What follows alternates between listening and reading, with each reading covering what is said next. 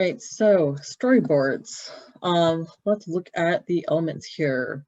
When you have a storyboard, your main title is actually static.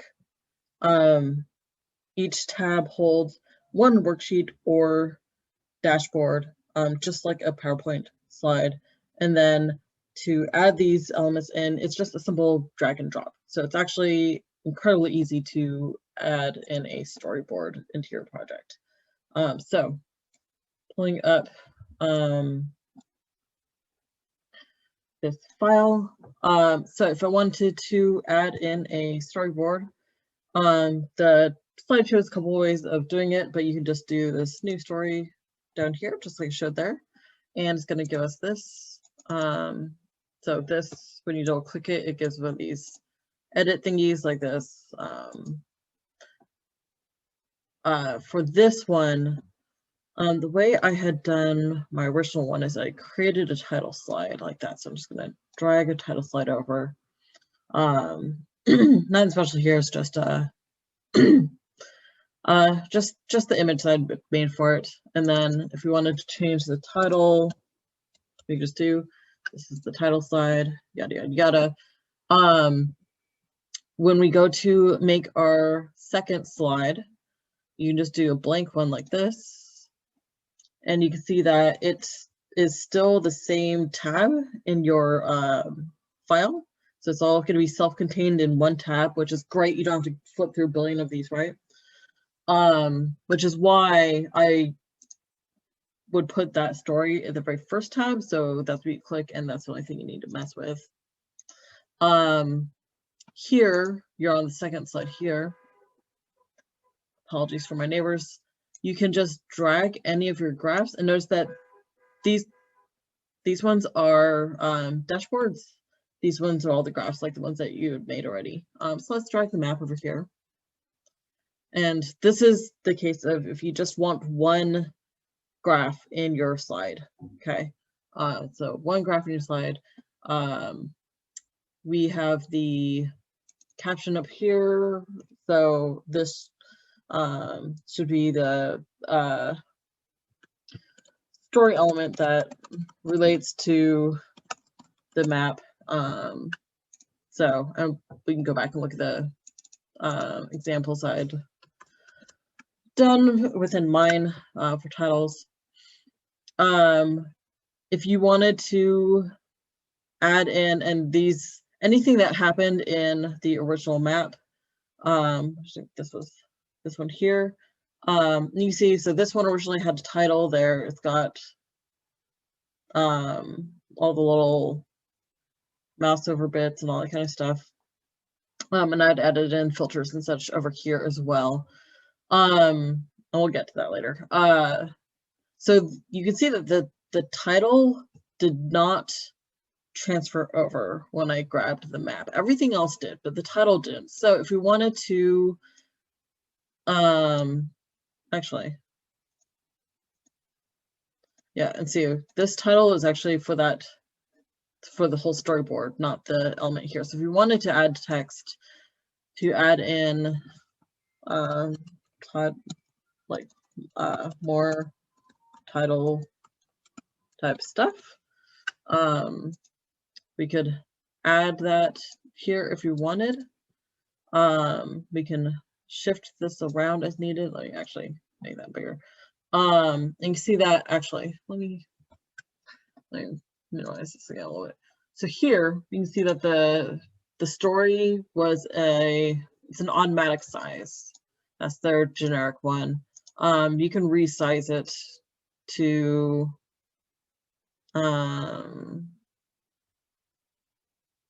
generic desktop. Okay.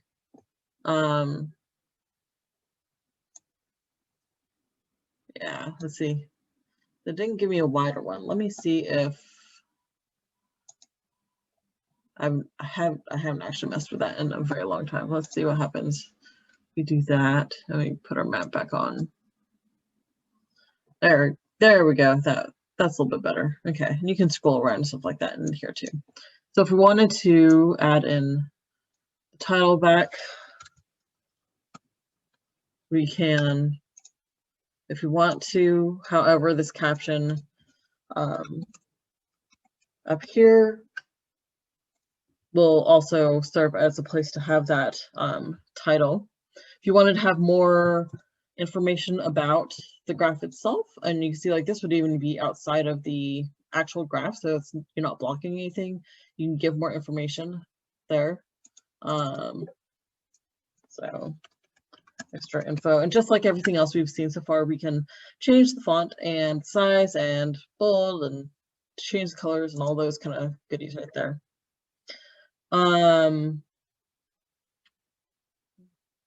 Okay, so and you can duplicate that slide if you wanted to do that, and then something else with the same graph in it for some reason, and hitting a blank will continue on this path. You can see that as I'm dragging elements over, you can see that there's a little check mark, and this is kind of cool so that you can easily tell what you've already included in your story, so you don't accidentally pull the same graph twice.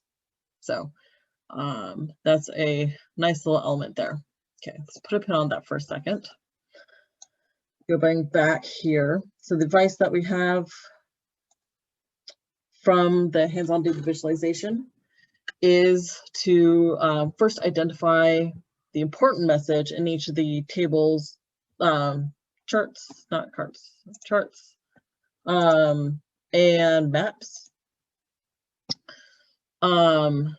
And you should be aiming for 1 to 2 succinct sentences. So that is this example at the top for each of these. So here, their key finding was that the 69% of survey respondents reside outside of North America. So they were looking to see who their people were and what they needed. And then here's a little bit more detailed information about who were these survey respondents, right? And that's part of our transparency and all those pieces. But this was like bolded, so we know exactly what's going on, right? Again, this is not Tableau format. And here they did the same thing. Educated readers with limited data visualization experience, and that is a little bit less informative. But you can see like there's detail about that. And yeah, so this is the graph showing the amount of experience with data visualization per education level, I think. Yeah, they could have done a better job with the actual labeling and stuff there, it looks like. Okay, so that is their tip for you, which we can add in as text for in terms of the Tableau. Well, I'll get back to that. At the bottom, tell us why it matters. Give us the so what. So this might be an action statement. You can see this is what they did is because most of the people live outside of the US, the action statement was revise the book to add more data exercises from regions where readers live to make it more welcoming, right? They're decentering North America because of the readership actual locations. Here, their action item was revise the book to add deeper concepts without assuming prior data viz knowledge or experience. And that way their book can be more relevant to folks that have less experience with data visualization, regardless of their actual education levels in terms of like master's degrees or anything else they got going on. Like everybody needs a basic data viz book, right? So that was their takeaways. Okay, so I'm gonna go back to actually my original story. We did not use this book. That was not the advice that we were given, and I'm not holding you to that at all, but it's not bad advice at all. Okay, so for this one, the way I'd done it is I put the research question that this was asking. So this is the very boring title. This is the relationship between this, and this, right? I like them. I did a big title and then a little title giving a little bit more information for precision. This one, I ended up just relying on the upper title there. This one, again, like there's titles, but a lot of like this is relying on the screen or the titling in the caption at the top there for the storyboard itself. And so it's kind of up to you which way you want to do with that. Looking at this now with reflecting back on this, this slide feels the easiest to access, especially because these are so small, right? And so that is definitely something to think about as you are constructing your story slides.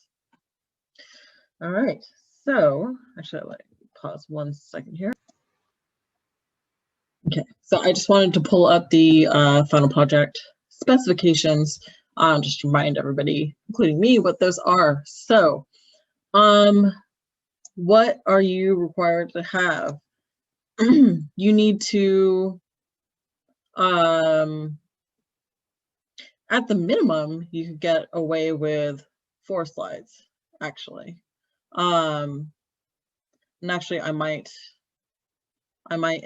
edit these down to fit a little bit more of the content that we've used in the class. But regardless, you do not need a whole lot of slides in here. You do need a map, and so I would say, given the amount of graphs and everything that we've covered, and I think most of you have been able to do most of them with your project data, that you should be able to manage to have at least 4 different visualizations. Now, could they in theory all be contained in a single dashboard? Yes. However, I do encourage you to take advantage of the storyboarding and have at least a couple of different storyboard slides that have different data visualizations, whether they're multiple dashboards or just simple graphs. Okay. All right. So with that, let's transition over to dashboards.